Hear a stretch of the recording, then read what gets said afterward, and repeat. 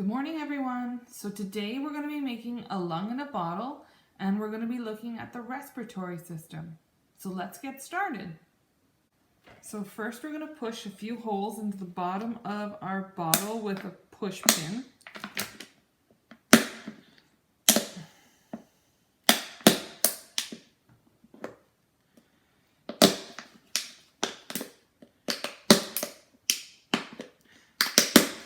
And then the next thing we're going to do is tie a knot into our balloon. And then we're going to cut the top of the balloon off. And we're going to stretch it over the bottom of our bottle.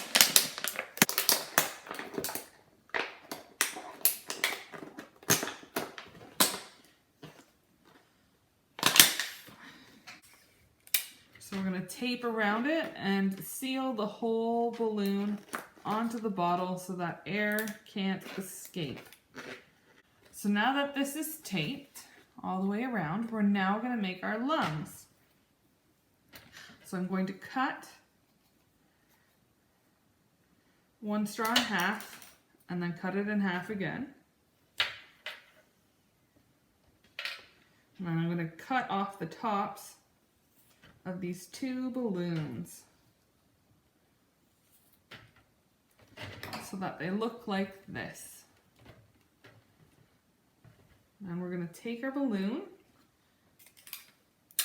and we're going to tape it to those little pieces of straw that we just cut. And then I'm going to tape it and seal it up so that air can only go up and down the straw instead of out of the connection between the balloon and the straw.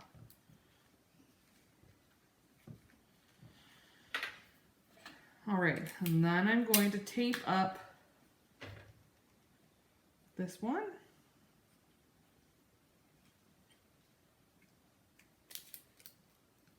And seal it up as well.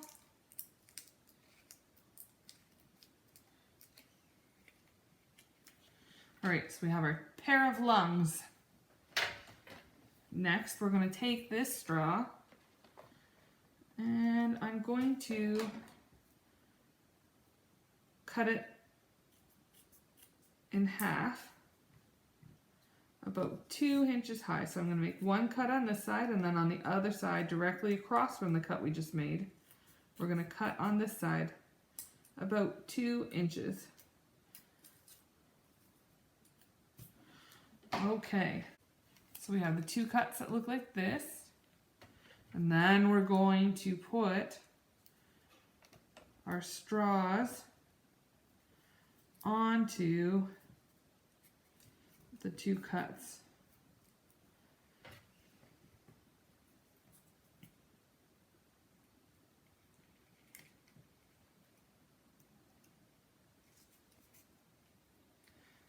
All right. And then we're going to tape that up where all the straws join to make a seal so the air doesn't escape and not go in the balloon. All right. I'm going to blow in it just to see if it works. Perfect. All right, so we have our lungs. Next, I'm going to take a push pin and I'm going to push it into the center of the cap to make a hole. That is also something that an adult will have to help with. And then I'm going to take my scissors and I'm going to make a bigger hole. Just by twirling it around, the hole gets bigger. And this is so that I can put the straw into the hole. All right, looks like a pretty good hole. So now I'm going to take all of this and push it into the hole of the bottle. Okay, so now we're measuring how high we want it.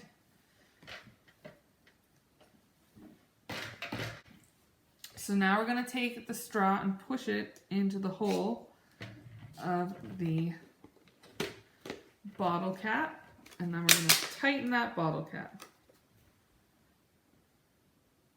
Okay, so now I'm going to make sure that the lungs are kind of off the bottom. Okay, and then I'm going to cut a little bit off of my straw.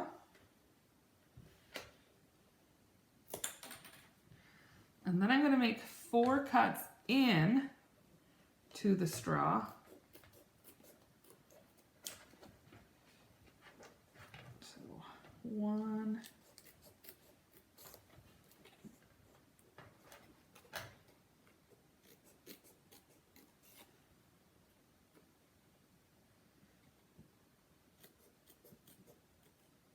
so I'm making 4 different pieces of the straw. So now we're going to tape these down onto the cap so that it forms a seal around the hole we made in our cap.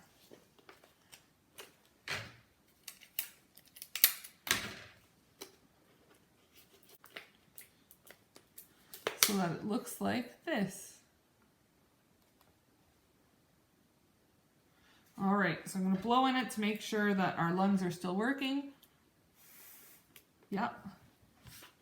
So now we're going to pull on the bottom of this balloon. You see in here, as I pull on the bottom, see how the lungs move in and out?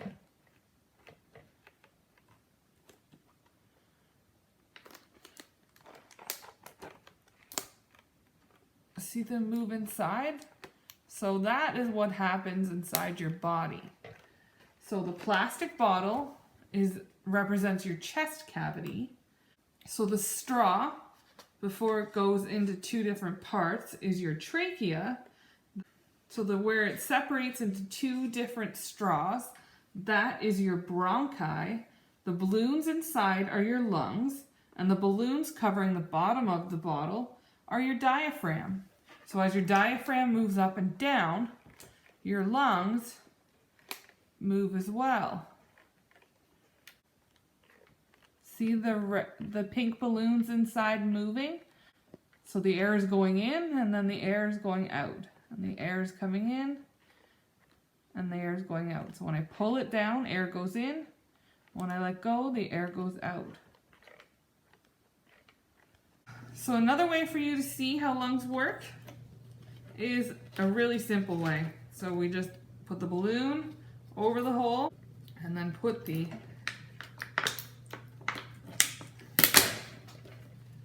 balloon top covering it. So now we have the lungs sitting in there. We have the same where we have holes in the bottom of the water bottle, and then we've covered the water bottle with another balloon. So when you pull on it, it inflates.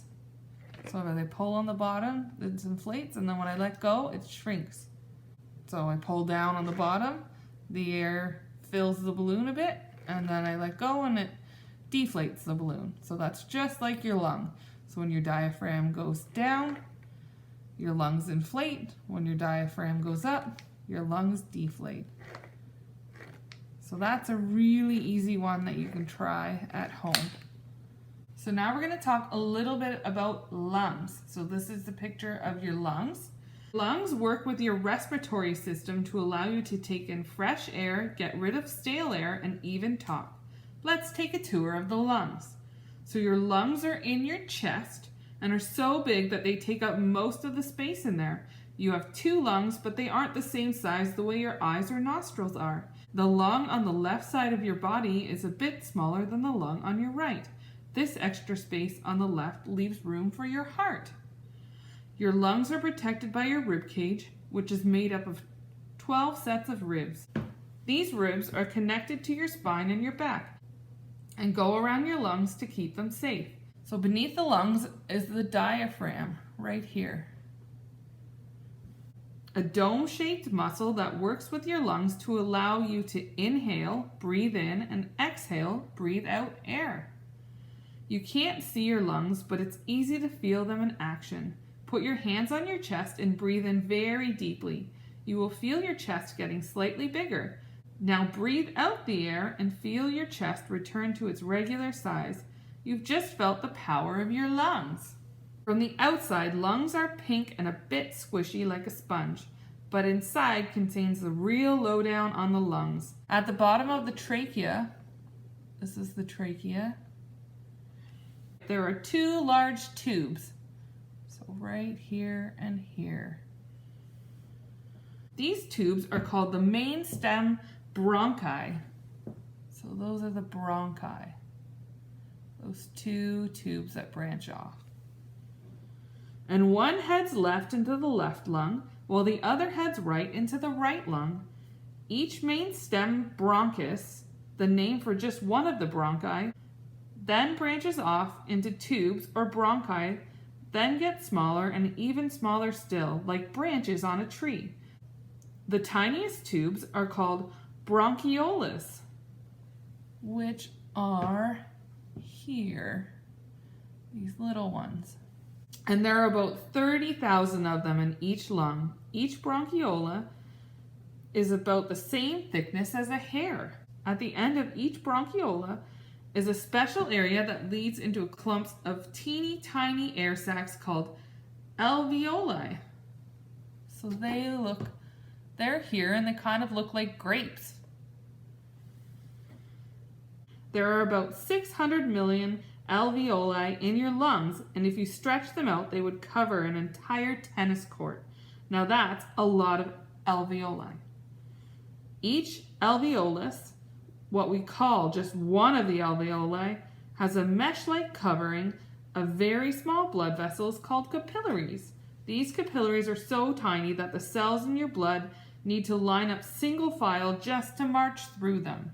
Every time you inhale air, dozens of body parts work together to help get the air in there without you ever thinking about it. As you breathe in, your diaphragm contracts and flattens out.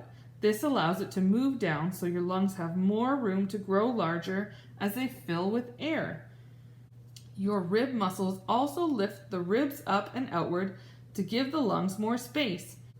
At the same time, you inhale air through your mouth and nose, and the air heads down your trachea, here, or your windpipe. On the way down the windpipe, tiny hairs called cilia move gently to keep mucus and dirt out of the lungs. The air then goes through the series of branches in your lungs, through the bronchi and the bronchioles. The air finally ends up in the 600 million alveoli. As these millions of alveoli fill up with air, the lungs get bigger. It's the alveoli that allow oxygen from the air to pass into your blood. All the cells in the body need oxygen every minute of the day. Oxygen passes through the walls of each alveolus into the tiny capillaries that surround it. The oxygen enters the blood in the tiny capillaries, hitching a ride on red blood cells and traveling through layers of blood vessels to the heart. The heart then sends the filled with oxygen blood out to all the cells in the body. As air travels through your body, it picks up heat along the way. You can feel this heat by putting your hand in front of your mouth or nose as you breathe out. Your lungs are very important for breathing and also for talking. So above the trachea here is the larynx, which is kind of up here. The larynx is sometimes called the voice box. Across the voice box are two tiny ridges called vocal cords, which open and close to make sounds.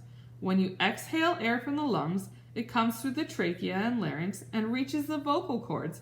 If the vocal cords are closed and the air flows between them, the vocal cords vibrate and a sound is made. The amount of air you blow out from your lungs determines how loud a sound will be and how long you can make the sound. Experiment with different sounds and the air it takes to make them. When you giggle, you let out your breath in short bits, but when you burp, you let swallowed air in your stomach out in one long one. When you hiccup, it's because the diaphragm moves in a funny way that causes you to breathe in suddenly, and that air hits your vocal cords when you're not ready. Your lungs are amazing. They allow you to breathe, talk to your friends, shout at a game, sing, laugh, cry, and more. Keeping your lungs looking and feeling healthy is a smart idea. The best way to keep your lungs pink and healthy is to show your love for your lungs by exercising. Exercise is good for every part of your body, especially for your lungs and heart. Thank you so much for doing the experiment with me. I hope you had fun learning a little bit more about your lungs. Tomorrow we're going to be learning a little bit about filtration and wetlands. So we'll see you then. Bye guys!